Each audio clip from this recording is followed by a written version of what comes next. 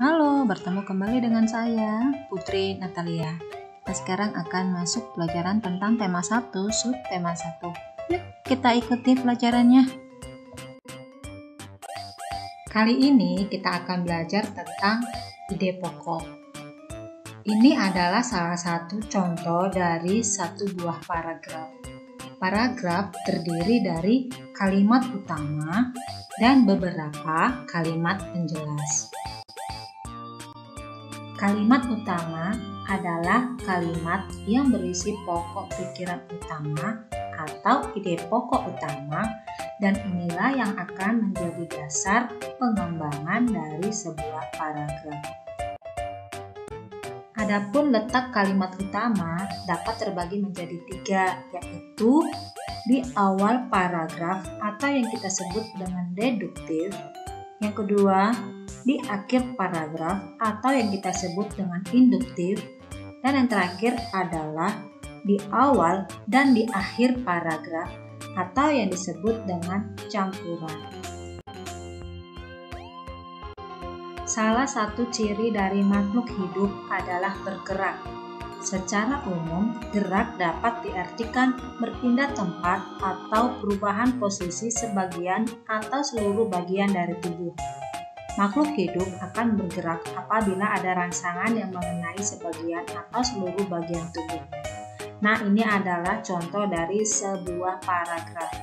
Dari sebuah paragraf ini kita dapat menemukan satu kalimat utama. Kalimat utamanya yaitu salah satu ciri dari makhluk hidup adalah bergerak, dan kalimat utamanya terdapat di awal paragraf dan kita sebutlah sebagai deduktif.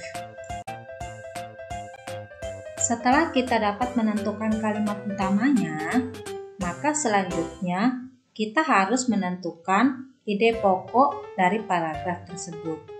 Sebuah ide pokok berada di kalimat utama.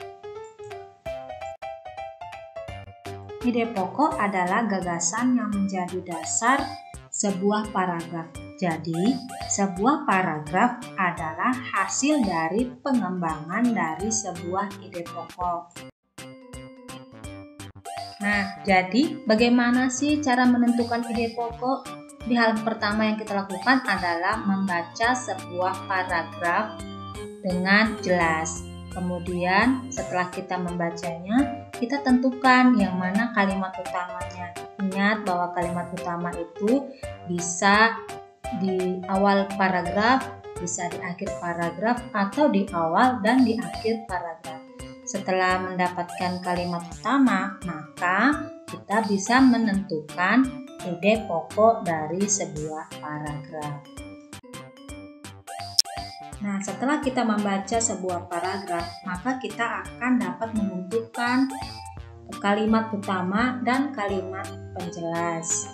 Nah, di dalam kalimat utama berikutnya kita dapat menentukan ide pokoknya dari sebuah paragraf. Nah, kalau tadi bagaimana cara menemukan ide pokok? Nah, sekarang adalah kebalikannya, yaitu bagaimana cara membuat sebuah paragraf. Jadi, sebelum kita membuat sebuah paragraf, kita harus menentukan ide pokoknya dulu. Setelah ditentukan ide pokoknya, kita membuat kalimat utama. Nah, setelah ada kalimat utama, maka kita kembangkan kalimat utama dengan kalimat-kalimat penjelas. Jadi kalimat penjelas itu bisa banyak ya. Setelah kalimat penjelasnya ditentukan, kemudian kita bisa menyusun sebuah paragraf. Demikian materi pelajaran kita mengenai ide pokok sebuah paragraf. Semoga anak-anak bisa mengerti dan semoga dapat bermanfaat. Sekian dan terima kasih. Sampai bertemu di pelajaran berikutnya. Bye-bye.